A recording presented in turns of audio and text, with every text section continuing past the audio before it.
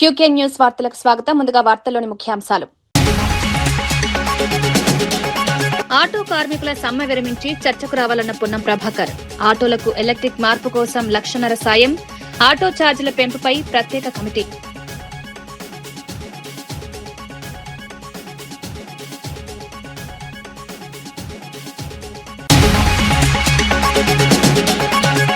రామోజీరావును చంద్రబాబు మహాత్ముడిగా ప్రచారం చేస్తారన్న అంబటి. విగ్రహాలు ఊరూరా పెట్టిస్తారేమోనన్న అంబటి. రామోజీరావుపై అంబటి రాంబాబు సంచలన వ్యాఖ్యలపై రాజకీయ వర్గాల్లో చర్చ.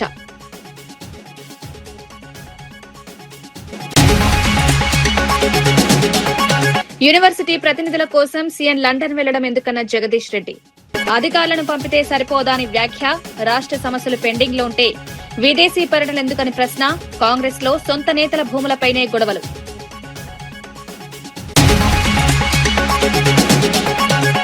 స్థానిక ఎన్నికల బరిలో వైఎస్సార్సీపీ ఖాయమన్న గుడివాడ అమర్నాథ్.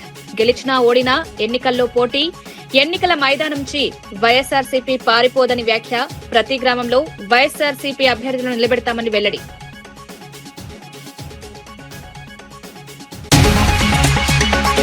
ఆగస్టు 31న వెలుగొండకు నీరు విడుదల చేసే అవకాశం. ప్రాజెక్టుపై మంత్రి డోలా శ్రీ బాల కీలక ప్రకటన. వెలిగొండతో ప్రకాశం జిల్లా నీటి సమస్యకు పరిష్కారం. వెలిగొండ నిర్వాసితులకు పూర్తి పరిహారం. సీఎం రేవంత్ రెడ్డి యూనివర్సిటీల ప్రతినిధులను కలవడానికి లండన్ వరకు వెళ్లాల్సిన అవసరం ఏముందని మాజీ మంత్రి జగదీష్ రెడ్డి ప్రశ్నించారు. ఈ పనుల కోసం రాష్ట్ర ప్రభుత్వ ప్రధాన కార్యదర్శులు, సంబంధిత అధికారులు, ఉన్నతాధికారులను పంపితే సరిపోతుందన్నారు. ముఖ్యమంత్రి స్వయంగా విదేశాలకు వెళ్లాల్సిన అవసరం లేదని విమర్శించారు. రాష్ట్రంలో అనేక సమస్యలు పెండింగ్ లో ఉన్న సమయంలో ముఖ్యమంత్రి విదేశీ పర్యటనలపై దృష్టి పెట్టడం సరికాదన్నారు. మరోవైపు కాంగ్రెస్ ప్రభుత్వ నిర్ణయాలపై ఆ పార్టీ నేతల్లోని అసంతృప్తి పెరుగుతోందని ఆరోపించారు. సొంత పార్టీ నేతలకు చెందిన భూములను కూడా నిషేధిత జాబితాలో చేర్చడం, కాంగ్రెస్ లో అంతర్గత విభేదాలు బయటపడుతున్నాయని ఎద్దేవా చేశారు. ప్రభుత్వ నిర్ణయాల కారణంగా పార్టీ నాయకుల మధ్య గొడవలు మొదలయ్యాయన్నారు. పై స్థాయిలో ఉన్న ముగ్గురు ముఖ్యమైన ఆయనతో పాటు ఇంకిద్దరు మంత్రులు, వాళ్ళ కుటుంబ సభ్యులు సొంత పార్టీ మంత్రులను, ఎమ్మెల్యేలను కూడా బ్లాక్మెయిల్ చేసే పరిస్థితి వచ్చింది. నీ భూమి నిషేధంలో ఉంది, 50 కోట్లది 100 కోట్లది 50కి ఇస్తావా, ఎత్తిస్తామని. దాని నుంచి మొదలైంది ఈ సంక్షోభం. ఇవాళ ఈ కాంగ్రెస్లో వచ్చిన సంక్షోభానికి కారణం కూడా భూహారతి అక్కడ మొదలైంది. అయ్యి అధికారం మీకు కొంతమందికేనా, మాకు పరిస్థితి ఏంది అని చెప్పి తిరుగుబాట్లు మొదలైనాయి. ఇవాళ వచ్చిన దానికి కారణం అది. దాంతోనే ముఖ్యమంత్రి వెనక మళ్ళీ వచ్చిండు. ఈడేదో జరుగుతుంది, ఉడబికేటట్టుందని ఇంకా మళ్ళీ వచ్చిండు. నిజమే, యూనివర్సిటీతో చర్చలు పోతే ముఖ్యమంత్రి పోవాలనా? సెక్రటరీలు కూడా అక్కర్లేదు, అండర్ సెక్రటరీ చాలు. యూనివర్సిటీ వైస్ ఛాన్సలర్తో మాట్లాడడానికి అండర్ సెక్రటరీ చాలు, సెక్రటరీ కూడా అక్కర్లేదు. ఓ డ్రామా.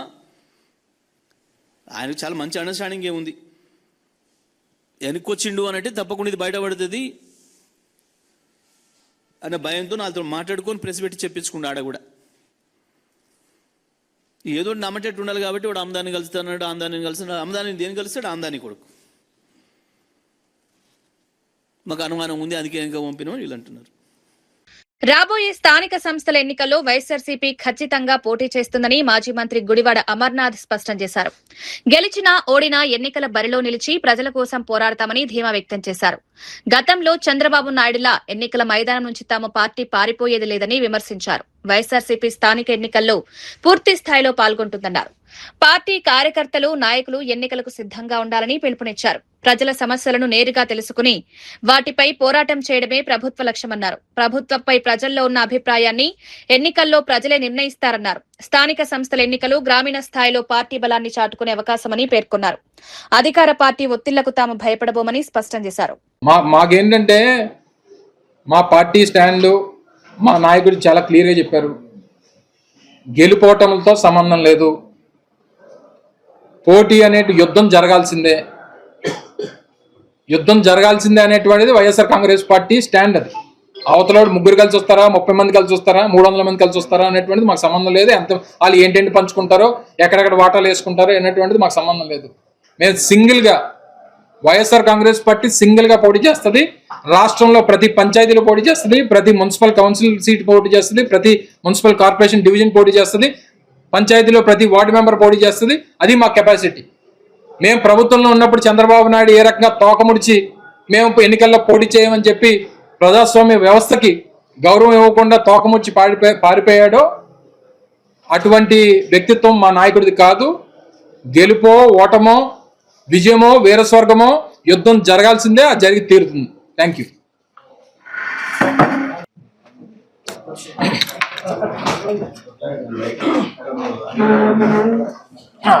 డిఎస్సీలో అనేక అక్రమాలు జరిగాయని వైఎస్ఆర్సీపీ మదనపల్లి నియోజకవర్గ ఇన్ఛార్జ్ నిసార్ అహ్మద్ ఆరోపించారు. ముఖ్యంగా స్పోర్ట్స్ కోటాలో జరిగిన అక్రమాలపై సమగ్ర విచారణ జరపాలని డిమాండ్ చేశారు. డిఎస్సీలో ఎలాంటి అవకతవకలు జరగలేదని విద్యాశాఖ మంత్రి చెప్తున్నారని, అయితే ఈ అంశంపై ప్రశ్నిస్తే టీచర్లను ఎందుకు రాజకీయ వివాదంలోకి లాగుతున్నారని ప్రశ్నించారు.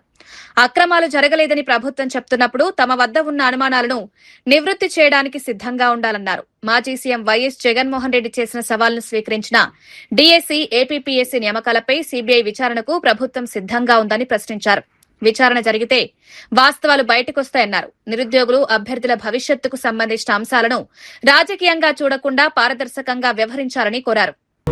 డిఫెన్స్ మూడ్ లో పడిపోయింది. వీళ్ళు చేసిండే తప్పులు ఖచ్చితంగా వైఎస్ జగన్మోహన్ రెడ్డి గారు బయటికి తీసుకున్న దాని వల్ల అదిను ఢిల్లీ లెవెల్లో కూడా కాక్రోచ్ జనతా పార్టీ పెట్టి ఆడ నీట్ ఎగ్జామ్ జరిగి ఇవన్నీ కోయిన్సిడెన్స్గా బయటపడిన దానివల్ల ఆ ఎఫెక్ట్ ఎక్కడ మా మీద పడుతుందో, ఏ రకంగా మనం తప్పించుకోవాలనే ఉద్దేశంతో సిబిఐ ఎంక్వైరీకి పెట్టి ధైర్యంగా ఎదుర్కొనే ధైర్యం లేక ఈ 2 రకమైన ఇది స్టార్ట్ చేయడం జరిగింది. అందరూ ఇళ్ళకు పోవడము, అది మాట్లాడటము, ఇది మాట్లాడటము చేయడము, అదంతా చేస్తా ఉంటాం. మీకు నిజంగానే అంత ఇది ఉంటే అది ఉంటే మేమంటున్నాము, మీరు దగ్గర డిఎస్సిలో వచ్చిందను 16,347 పోస్టులు కానీ నోటిఫికేషన్ ఇచ్చినారు. దాంట్లో దగ్గర మేము అంటున్నాం 16,340 పోస్టులకు మీరు నోటిఫికేషన్ ఇచ్చినారు. అన్ని తప్పు తడకలు జరిగినాయని మేము ఎక్కడా చెప్పడం లేదు. చాలా వరకు జెన్యూన్ క్యాండిడేట్లు కూడా ఉన్నారు. చాలా వరకు ఉంది జెన్యూన్ క్యాండిడేట్లు కూడా, చాలా వరకు 50 to 60% జెన్యూన్ కష్టపడి సంపాదించుకునే వాళ్ళు ఉన్నారు. దాని గురించి మేము మాట్లాడటం లేదు. మేము మాట్లాడుతూ ఉండేది ఎవరు డూప్లికేట్ వేలో దొడ్డిదారిన ఉద్యోగాలు తెచ్చుకున్నారో వాళ్ళ గురించి మాట్లాడుతున్నాము. టోటల్ 16,347 పోస్టులకు గాను మేము మాకు ఫస్ట్ అనుమానమే ఎక్కడి నుండి వచ్చింది, మీ పేపర్ దీంట్లో అలాట్ ఇది చేసే వాళ్ళలోనే దాంట్లోనే కూడా కొన్ని అనుమానాలు వచ్చాయి. ఆ పేపర్ ఇది చేసిన దాంట్లో కూడా నవీన్ అనే అవుట్ సోర్సింగ్ ఉద్యోగి ఒక అతను వచ్చిందను, దాంట్లోనే పేపర్ తయారు చేసే దీంట్లో పని చేస్తూ అతను వచ్చిందను కృష్ణా డిస్టిక్ టాప్ ఫస్ట్ ర్యాంకర్గా తీసుకుని వచ్చినారు. తెచ్చింటే ఒకవేళ ఆయనకు వచ్చింటే మీరు ఉద్యోగాల్లో కానీ ప్రతి దాంట్లో కూడా ఆయనకి ముందు పెట్టాలి కదా. మీరేం చేస్తున్నారు, ఆయన పేరును టోటల్గా తొలగించేసి దానికి వచ్చిందను బ్యాన్ చేసి పెట్టేసి మీదంతా చేస్తూ ఉన్నారు. అదేవిధంగా వచ్చిందను స్పోర్ట్స్ కోటాలో ఎస్పెషల్లీ మ్యాక్సిమం ఇది జరిగిండేది ఎక్కడ అంటే స్పోర్ట్స్ కోటాలో జరిగింది. స్పోర్ట్స్ కోటాలో ఖచ్చితంగా మేము దాని గురించి చెప్పగలము. 372 పోస్టులు మీరు స్పోర్ట్స్ కోటాలో ఫిలప్ చేసినారు. దాంట్లో వచ్చిందను పూనా రవికుమార్ గారు, ఆయన వచ్చిందను సాఫ్ట్ బాల్కు దీనికి ఇది ఉన్నారు. సాఫ్ట్ బాల్కు ఆయన ఏం చేశారంటే పార్టిసిపేషన్ సర్టిఫికేట్స్ వచ్చి ఆయన పూనా రవికుమార్ వచ్చి ఎమ్మెల్యే, ఆముదాల వలస ఎమ్మెల్యే, ఆయన వచ్చిందను 38 వచ్చిందను పార్టిసిపేషన్ సర్టిఫికేట్స్ ఇచ్చినారు ఈ ఉద్యోగాలు గాను. దాని మీద మాకు తీవ్రమైన అనుమానాలు ఉన్నాయి. అదేవిధంగా భరత్ గారు ఆయన కూడా ఎంపీ, ఆయన వచ్చి జూడో గేమ్కు ఆయన ఇన్ఛార్జ్గా ఉండి కూడా ఆయన వచ్చింది 39 వెరిఫికేషన్ సర్టిఫికేట్స్ ఆయన వచ్చింది ఈ పోస్ట్ ఫిలప్ చేయడానికి ఆయన కూడా ఇవ్వడం జరిగింది. ఈ టోటల్ ప్రక్రియ ఇది కాకుండా టోటల్ స్పోర్ట్స్ కోటాల్లో కూడా అవకతవకలు జరిగినాయి ఖచ్చితంగా మేము చెప్పగలము. అదేవిధంగా ఇప్పుడు చూడండి 2000 జీవో ఎంఎస్ నంబర్ 4లో 19/4/2025 3% స్పోర్ట్స్ కోటాకు గాను ఏం జీవో తీసుకుని వచ్చారు మీరు, ఎగ్జామ్స్ రాసే పనే లేదు, ఖచ్చితంగా స్పోర్ట్స్లో పాల్గొంటే చాలు, ఎగ్జామ్స్ రాసుకునే పనే లేదు, ఖచ్చితంగా మేము ఉద్యోగాలు ఇస్తాము అని చెప్పి ఒక జీవో తీసుకుని వచ్చారు. మళ్ళా దానికి GOMS నెంబర్ 47 కూడా తీసుకుని వచ్చారు, కొన్ని ఇది చేసి రిటర్న్ ఎగ్జామ్ అవసరం లేదు అని చెప్పి. GOMS నెంబర్ 47 ఈ డేట్ ఇక్కడ 19/4/2025. అంటే మీరు ఈ పోస్టులు ఫిల్అప్ చేయాలా అని ఒక ప్రణాళిక వచ్చిందును ముందుగానే ఫిక్స్ చేసుకున్నారు. ఎప్పుడు 2000 ఎగ్జామ్ స్టార్ట్ కాకముందే ఈ పోస్టులు మనము యువగళం పాదయాత్రలో ఎవరు పాల్గొన్నారో కార్యకర్తలు, యువగళం దాంట్లో ఎవరికి ఏమైనా మాట చెప్పినామో వాళ్ళకు ఫిల్అప్ చేయాలా, ఏదో రకంగా వాళ్ళకి హెల్ప్ చేయాలా అనే ఉద్దేశంతో ఆ రోజే ఇచ్చేసి దుర్గయ్య అనే అతను వచ్చిందును గోల్డ్ మెడలిస్ట్ ఉన్నాడు స్పోర్ట్స్లో కూడా గేమ్స్లో ఆయన గోల్డ్ మెడల్ తీసుకుని వచ్చినాడు. ఆయన దుర్గయ్య అనే వ్యక్తి, ఆయనకు ఉద్యోగం ఇవ్వకుండా వేరే వాళ్ళకి ఆయన కింద ఉండే వాళ్ళకి సిల్వర్ మెడల్ అంట, బ్రాంజ్ మెడల్ అంట వాళ్ళకంతా ఇవ్వడం జరిగింది. మీరు అప్పుడే ఒక జీవోలు రెడీ చేసేసి ప్రణాళికాబద్ధంగా 370 పోస్టులు కూడా యువగళం పాదయాత్రలో పాల్గొనే వాళ్ళకి ఇచ్చేసి దాని తర్వాత ఏం చేశారు మీరు? నిజామాబాద్ పట్టణంలో గత బీఆర్ఎస్ ప్రభుత్వం నిర్మించిన 396 డబుల్ బెడ్రూమ్ ఇళ్లకు పేర్లు మార్చి ఇందిరమ్మ ఇళ్లుగా చూపిస్తున్నారని మాజీ ఎమ్మెల్యే బిగాల గణేష్ గుప్తా ఆరోపించారు. ఈ ఇళ్లకు పట్టాలిచ్చి ప్రజలను మోసం చేశారని విమర్శించారు. కాంగ్రెస్ ప్రభుత్వం మంజూరు చేసిన ఇందిరమ్మ ఇళ్లలో కనీసం 20% కూడా పూర్తి కాలేదన్నారు. గత ప్రభుత్వం నిర్మించిన డబుల్ బెడ్రూమ్ ఇళ్లను 2.5 ఏళ్లుగా పట్టించుకోకుండా వదిలేశారని ఆరోపించారు.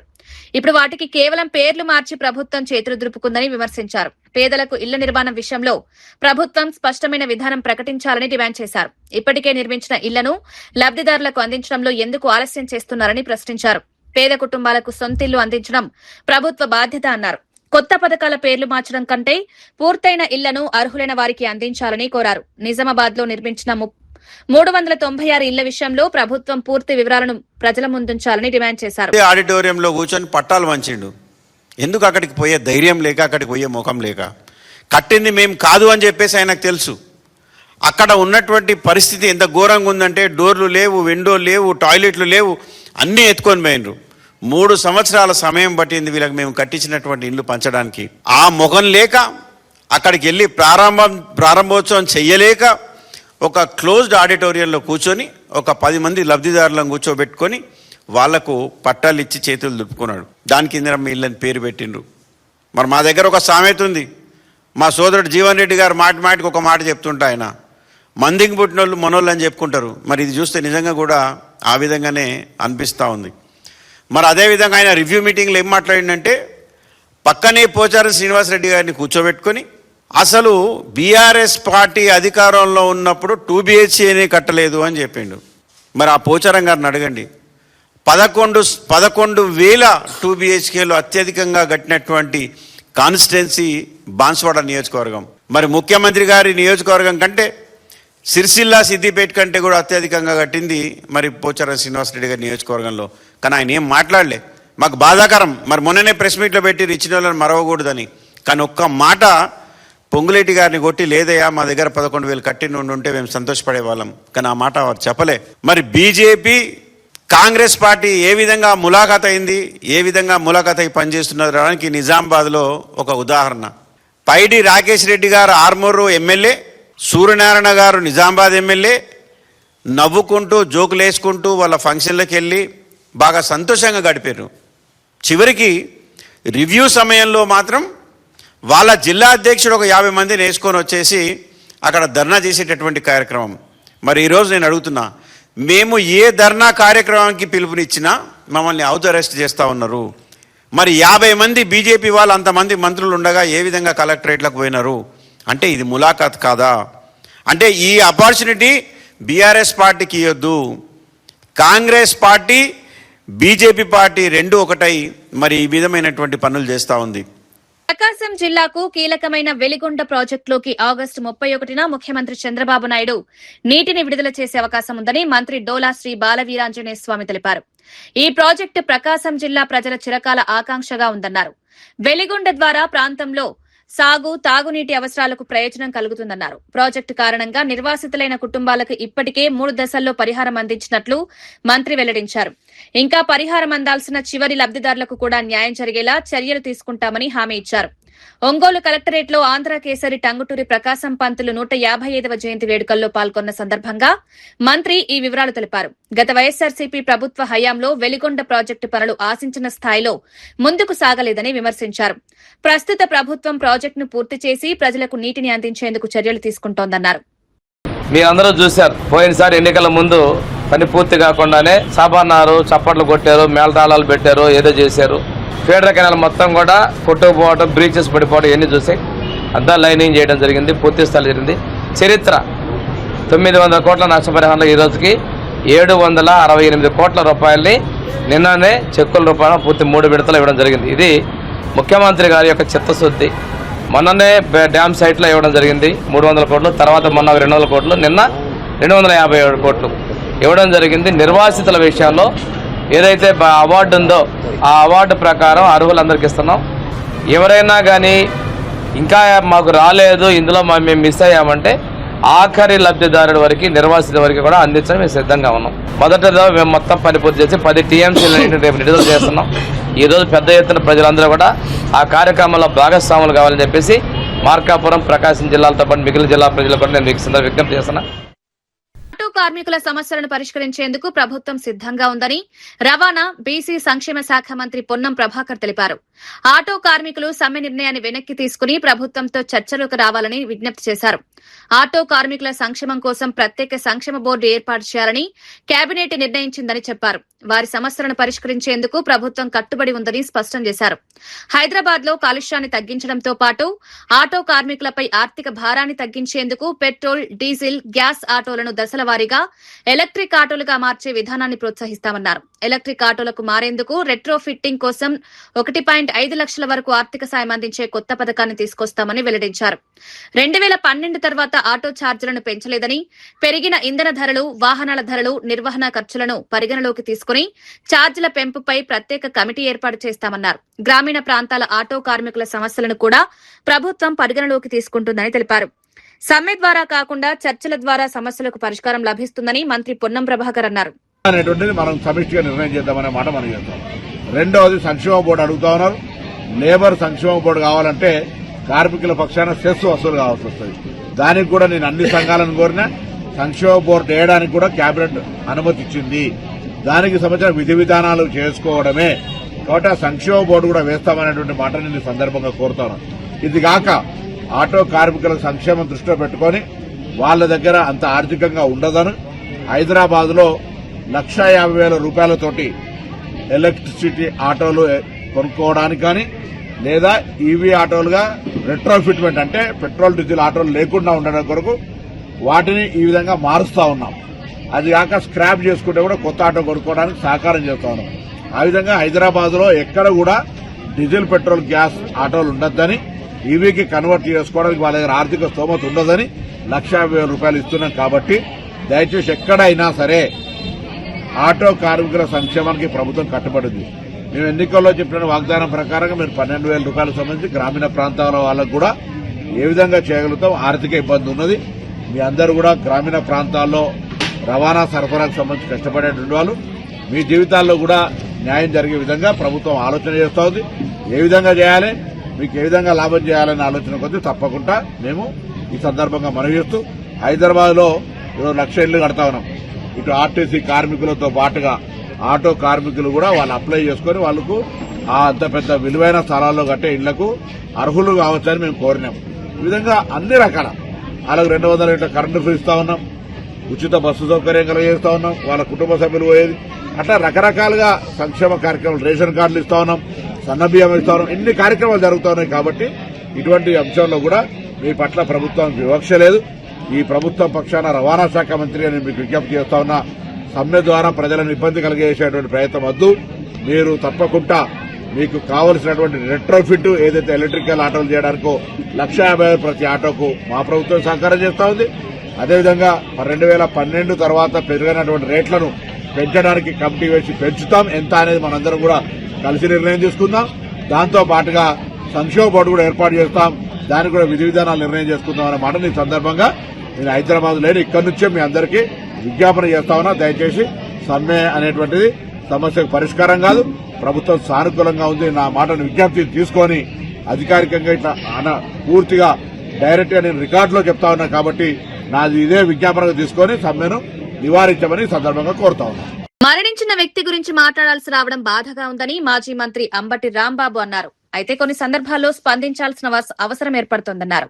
చంద్రబాబు రామోజీరావును మహాత్ముడిగా ప్రచారం చేస్తూ భవిష్యత్తులో ఊరూరా విగ్రహాలు కూడా పెట్టించే అవకాశం ఉందని అంబటి రాంబాబు వ్యాఖ్యానించారు.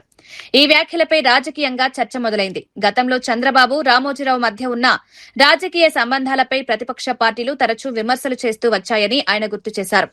రామోజీరావు మీడియా రంగంలో కీలక పాత్ర పోషించారని, ఆయనపై రాజకీయ నేతలు తమకు అనుకూలంగా, వ్యతిరేకంగా వివిధ అభిప్రాయాలు వ్యక్తం చేస్తుంటారన్నారు. ప్రస్తుతం అంబటి రాంబాబు చేసిన వ్యాఖ్యలు మరోసారి రాజకీయ వర్గాల్లో చర్చకు దారితీశాయి. ఏంటంటే ఎప్పుడైతే 20వ తారీఖున సుప్రీంకోర్టులో పిటిషన్ ని డిస్మిస్ చేశారో ఆ తర్వాత ఆయన పత్రిక, ఆయనతో పాటు ఎల్లో మీడియా, ఇంతే కాకుండా తెలుగుదేశం పార్టీకి ఊడిగం చేస్తున్నటువంటి అనేకమైనటువంటి యూట్యూబ్ ఛానల్స్ విచిత్రమైన కథనాలు చెప్పేటటువంటి ప్రయత్నం చేశాయి.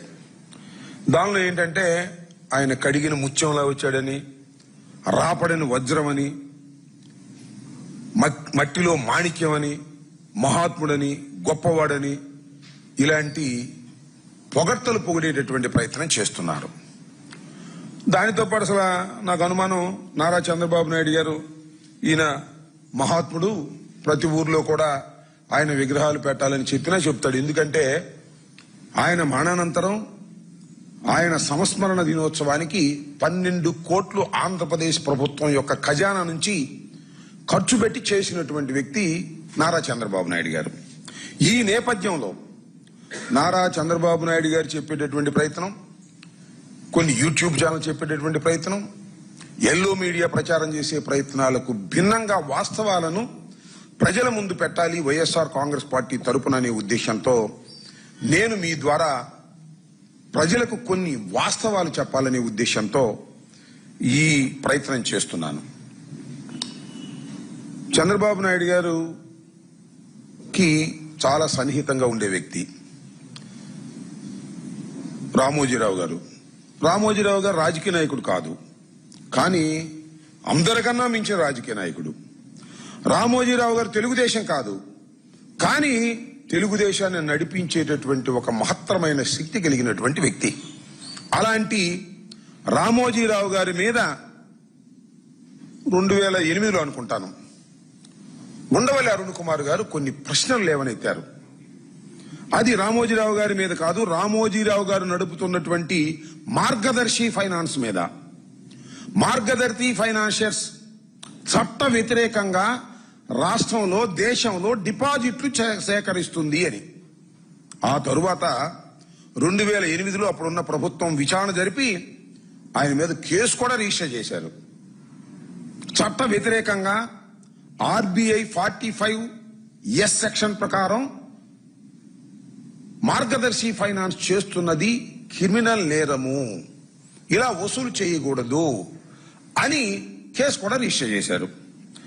దాని గురించి కొన్ని మాటలు ఇక్కడ చెప్పాలి. తెలంగాణలో పెండింగ్ లో ఉన్న ఫీజు రియంబర్స్మెంట్ బకాయిల పరిష్కారం కోసం బీజేపీ ఉద్యమానికి సిద్దమైంది. ఫీడ్ డ్యూస్ బీజేపీ ఫైట్ పేరుతో నిరవధిక ధర్నా చేపట్టనున్నట్లు పార్టీ ప్రకటించింది. వరుసగా 2 రోజుల పాటు జరిగే ఈ ఆందోళనకు బీజేపీ రాష్ట్ర అధ్యక్షుడు రామచంద్రరావు నాయకత్వం వహించనున్నారు. ఎంపీలు, ఎమ్మెల్యేలు, ఎమ్మెల్సీలు సహా పార్టీకి చెందిన పలువురు సీనియర్ నేతలు ధర్నాలో పాల్గొననున్నారు. విద్యార్థులకు చెల్లించాల్సిన ఫీజు రియంబర్స్మెంట్ బకాయిలను ప్రభుత్వం వెంటనే విడుదల చేయాలని బీజేపీ డిమాండ్ చేస్తోంది. ఫీజులు చెల్లించకపోవడంతో విద్యార్థులు, వారి కుటుంబాలు ఇబ్బందులు ఎదుర్కొంటున్నారని పార్టీ నేతలు ఆరోపిస్తున్నారు. ఉన్నత విద్య కొనసాగించాలనుకునే పేద, మధ్యతరగతి విద్యార్థులకు ఫీజు రియంబర్స్మెంట్ ఎంతో కీలకమని పేర్కొన్నారు. ప్రభుత్వం బకాయిల విడుదలపై స్పష్టమైన కార్యాచరణ ప్రకటించాలని డిమాండ్ చేస్తున్నారు. సమస్య పరిష్కారం అయ్యే వరకు ఉద్యమాన్ని కొనసాగిస్తామని బీజేపీ నేతలు తెలిపారు. విద్యార్థుల భవిష్యత్తును దృష్టిలో పెట్టుకుని ప్రభుత్వం వెంటనే స్పందించాలని కోరారు. 13 సంవత్సరాలు గుజరాత్ ముఖ్యమంత్రిగా, 12 సంవత్సరాలు మన భారత ప్రధానిగా, 25 సంవత్సరాలు సుదీర్ఘ ఒక అనుభవంతో, పరిపాలన అనుభవంతో ప్రజలకు అందించినటువంటి అనేక పథకాలు కూడా ఏ విధంగా అయితే ప్రజలకు లాభం జరుగుతుందో అవి కూడా ప్రజలకు చెప్పడానికి ఈ కార్యక్రమం ద్వారా మేము ప్రయత్నం చేసేటటువంటి ఒక నిర్ణయం కూడా తీసుకోవడం జరిగింది. రెండోది, సంస్థాగతమైనటువంటి కొన్ని సూచనలు, ఎట్లా పనిచేయాలి, ఏ విధంగా ఈ యొక్క పార్టీని ముందుకు తీసుకుపోవాలి, కార్యకర్తల్ని, ప్రజల్ని ఎట్లా మనం కలుపుకొని పోవాలి అనేటటువంటి దాంట్లో కూడా నితిన్ నబీన్ గారు మాకు దిశానిర్దేశం చేయడం జరిగింది. కార్యక్రమాలు ఎక్కువైనప్పుడు కూడా కార్యక్రమాలతోనే మనం ప్రజల దగ్గరికి వెళ్ళాలి, ప్రభుత్వ కార్యక్రమాలు కూడా ప్రజల దగ్గర తీసుకుపోయి లబ్ధిదారులు ఏదైతే ఈరోజు ఉన్నారో వాళ్ళని కూడా కలవాలి. ఎందుకంటే కేంద్ర ప్రభుత్వం నుంచి అనేక పథకాల ద్వారా, అది ప్రధానమంత్రి కిసాన్ సమ్మాన్ యోజన కావచ్చు రైతులకు, ప్రధానమంత్రి ఆవాస్ యోజన కావచ్చు, ఆయుష్మాన్ భారత్ కావచ్చు, మరి ఇవన్నీ కూడా కేంద్ర ప్రభుత్వం నుంచి వచ్చినటువంటి లబ్ధి ఎంతోమంది ఈరోజు రాష్ట్రంలో, మన తెలంగాణ రాష్ట్రంలో వాళ్ళు లాభాలు పొందుతున్నారు. మరి వాళ్ళందరికీ కూడా అది కేంద్ర ప్రభుత్వం పథకాలను చెప్పాల్సిన అవసరం ఉందని చెప్పి కూడా ఈ సందర్భంగా కార్యక్రమం చేస్తూ ఉన్నాం. ఇది ఈ 2 రోజులు జరిగినటువంటి సమావేశము. మొదటి రోజు పదాధికార సమావేశానికి నరేంద్ర మోదీ గారు వచ్చారు. వారు 4 గంటలు వారితో నుండి అన్ని విషయాలు అందరితోని ఒకరికొకరితో మాట్లాడడం జరిగింది. ఇక్కడ కూడా ఈరోజు నితిన్ నవీన్ గారు కూడా అందరి రాష్ట్ర అధ్యక్షులతో మాట్లాడి అన్ని రకాలైనటువంటి ఒక సంస్థాగత పనులన్నీ పూర్తి చేసుకోవాలి, కమిటీలు వేసేసుకోవాలి, కలిసిమెలిసి పనిచేసేటటువంటి ఒక వాతావరణం దేశంలో ఉన్నది, అందరూ కూడా కలిసి ముందుకు పోదామని చెప్పేసి కూడా వారు అన్ని రాష్ట్రాలకు కూడా సంకేతం చేయడం జరిగింది. ఈరోజు రేపు హైదరాబాద్లో భారతీయ జనతా పార్టీ కార్యాలయం వద్ద రాష్ట్ర అధ్యక్షుడిగా నేను ఏదైతే తెలంగాణ ప్రభుత్వం ఫీజు రీఎంబర్స్మెంట్ ఇష్యూలో, అదేవిధంగా విద్యార్థుల పట్ల వ్యవహరిస్తున్న తీరు, ఇప్పుడు పాలిటెక్నిక్ విద్యార్థులు చూస్తున్న వాళ్ళు లాఠీచార్జీలు అవుతూ ఉన్నాయి, ఆయుష్ విద్యార్థులకు ఈరోజు స్టైపెండ్ గురించి వాళ్ళు పోరాడుతూ ఉన్నారు. ఎక్కడ చూసినా ఈరోజు తెలంగాణలో విద్యార్థులు యువకులంతా కూడా అసమర్థతతో ఉన్నారు. వాళ్ళందరూ కూడా ఏదో ఒక విషయం పైన ఆందోళన చేస్తూ ఉన్నారు. 20 లక్షల విద్యార్థులకు ఈరోజు 12,000 కోట్ల బకాయిలు ఉన్నాయి. ఈ యొక్క రాష్ట్ర ప్రభుత్వం ఇవ్వాల్సి ఉంది. హైకోర్టు చివాట్లు పెడితే మొన్న 2,000 కోట్లు మేము అడ్వాన్స్కి ఇస్తామని చెప్పారు, ఇవ్వలేదు, ఇస్తామని చెప్పారు వచ్చే బ్యాచ్కు. గతమంతా కూడా ఈరోజు 20 లక్షల మంది విద్యార్థులకు సర్టిఫికేట్లు రావట్లేదు మేనేజ్మెంట్స్ ద్వారా. మేనేజ్మెంట్లు వాళ్ళ ఒక పనిచేసేటటువంటి లెక్చరర్స్కు శాలరీస్ ఇవ్వలేకపోతూ ఉన్నారు. ఘోరమైన పరిస్థితి ఈరోజు విద్యా వ్యవస్థ అంతా కూడా తెలంగాణలో. కాబట్టి ప్రభుత్వం మీద ఒత్తిడి తీసుకురావడానికి ఒక కార్యక్రమం కింద రేపు నేను భారతీయ జనతా పార్టీ ఆఫీస్ ఎదురుగా 2 రోజుల నిరాహార దీక్ష చేయడానికి ఒక కార్యక్రమాన్ని రూపొందించడం జరిగింది. దురదృష్టవశాతం పోలీసులు ప్రభుత్వం ఒత్తిడికై ఈరోజు పర్మిషన్ నిరాకరించడం జరిగింది. ఇప్పుడే ఇంతకుముందే పార్టీ క్రమశిక్షణను ఉల్లంఘిస్తూ బహిరంగంగా విమర్శలు చేసే వారిపై చర్యలు తప్పవని టీపీసీసీ అధ్యక్షుడు మహేష్ కుమార్ గౌడ్ హెచ్చరించారు. కాంగ్రెస్ పార్టీలో అభిప్రాయాలను వ్యక్తం చేసేందుకు కొంత స్వేచ్ఛ ఉందని, అయితే ఆ స్వేచ్ఛను హద్దులు దాటి ఉపయోగించకూడదని స్పష్టం చేశారు. పార్టీకి నష్టం కలిగించేలా బహిరంగ వ్యాఖ్యలు చేయడం సరికాదన్నారు. నాయకులు, కార్యకర్తలకు ఏవైనా సమస్యలు, అభ్యంతరాలు ఉంటే వాటిని పార్టీ అంతర్గత వేదికలపై చర్చించాలని సూచించారు. సమస్యల పరిష్కారం కోసం కాంగ్రెస్ పార్టీలో ఇప్పటికే వివిధ కమిటీలున్నాయని తెలిపారు. ఆ కమిటీల ద్వారా తమ అభిప్రాయాలను తెలియజేయాలని సూచించారు. వ్యక్తిగత అభిప్రాయాల పేరుతో పార్టీ నిర్ణయాలను బహిరంగంగా విమర్శిస్తే క్రమశిక్షణ చర్యలు తీసుకునే అవకాశం ఉంటుందని హెచ్చరించారు. పార్టీని బలోపేతం చేయడానికి నాయకులందరూ సమన్వయంతో పనిచేయాలన్నారు. కాంగ్రెస్ లో ఏ నేత అయినా పార్టీ ప్రయోజనాలకు విరుద్దంగా వ్యవహరిస్తే ఉపేక్షించబోమని స్పష్టం చేశారు. ఇటీవల రాష్ట్ర కాంగ్రెస్ లో చోటు చేసుకున్న అంతర్గత వివాదాల నేపథ్యంలో మహేష్ కుమార్ గౌడ్ వ్యాఖ్యలు ప్రాధాన్యత సంతరించుకున్నాయి. ఇదొక పద్ధతి ప్రకారం నడుస్తున్న పార్టీ. స్వేచ్ఛ ఇస్తున్నాం కదా, స్వేచ్ఛ ఉంది కదా అని ఇష్టారాజ్యంగా మాట్లాడడం లేదు. మీకేమైనా బాధ ఉంటే, మీకేమన్నా ఇబ్బందులు ఉన్నప్పుడు చెప్పుకోవడానికి మా కాంగ్రెస్ పార్టీలో దశల వారీగా ఫోరమ్స్ ఉన్నాయి. మీకు ఇబ్బంది ఉంటే పీసీ అధ్యక్షుడు చెప్పుకోవచ్చు. ఇంకా సాటిస్ఫాక్షన్ కాకుంటే ఇన్ఛార్జ్ ఏఐసీసీ మీనాక్షి నటరాజన్ గారు నిజాయితీ పర్రాలు, నిక్కచ్చిగా ఉండేటువంటి వ్యక్తిత్వం ఉన్నటువంటి నాయకురాలు కాబట్టి అక్కడ పోయి చెప్పుకోవచ్చు. అక్కడ మీకు సాటిస్ఫై కాకుంటే పై లెవెల్లో కేసీ గారు ఉన్నారు, ఖర్గే గారు ఉన్నారు, ఎప్పుడు అపాయింట్మెంట్ ఇచ్చినా కలుస్తారు, చెప్పుకోవచ్చు. మీ బాధని, మీకున్నటువంటి ఇబ్బందుల్ని వ్యక్తపరుచుకున్నటువంటి ఫోరం ఉన్నప్పటికీ బహాటంగా బయటకు వచ్చి మాట్లాడతామంటే ఆ మాటలను తీరుతెన్నులు బట్టి హద్దులు దాటినప్పుడు డెఫినెట్గా చర్యలుంటాయి. ఇది పార్టీ విధానం. పార్టీ విధానానికి అందరూ కట్టుబడి ఉండాలి. ఓకే. ఆటో కార్మికుల సమ్మె విరమించి చర్చకు రావాలన్న పొన్నం ప్రభాకర్. ఆటోలకు ఎలక్ట్రిక్ మార్పు కోసం 1.5 లక్షల సాయం, ఆటో ఛార్జీల పెంపుపై ప్రత్యేక కమిటీ.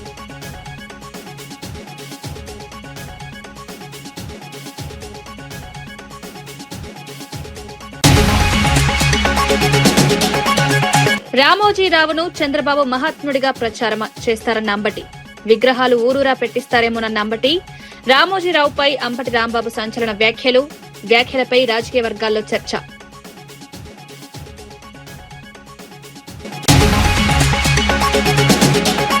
యూనివర్సిటీ ప్రతినిధుల కోసం సీఎం లండన్ వెళ్లడం ఎందుకన్న జగదీష్ రెడ్డి. అధికారులను పంపితే సరిపోదా అని వ్యాఖ్య. రాష్ట్ర సమస్యలు పెండింగ్ లో ఉంటే విదేశీ పర్యటన ఎందుకని ప్రశ్న. కాంగ్రెస్ లో సొంత నేతల భూములపైనే గొడవలు.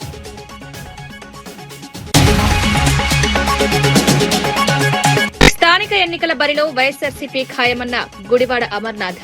గెలిచినా ఓడినా ఎన్నికల్లో పోటీ. ఎన్నికల మైదానం నుంచి వైఎస్ఆర్సీపీ పారిపోదని వ్యాఖ్య.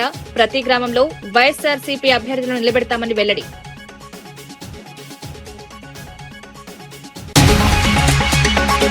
ఆగస్టు 31న వెలుగొండకు నీరు విడుదల చేసే అవకాశం. ప్రాజెక్టుపై మంత్రి డోలా శ్రీ బాల కీలక ప్రకటన. వెలిగొండతో ప్రకాశం జిల్లా నీటి సమస్యకు పరిష్కారం. వెలిగొండ నిర్వాసితులకు పూర్తి పరిహారం. ఈనాటి వార్తా విశేషాలు. మరో బులెటిన్లో మళ్ళీ కలుద్దాం. నమస్కారం.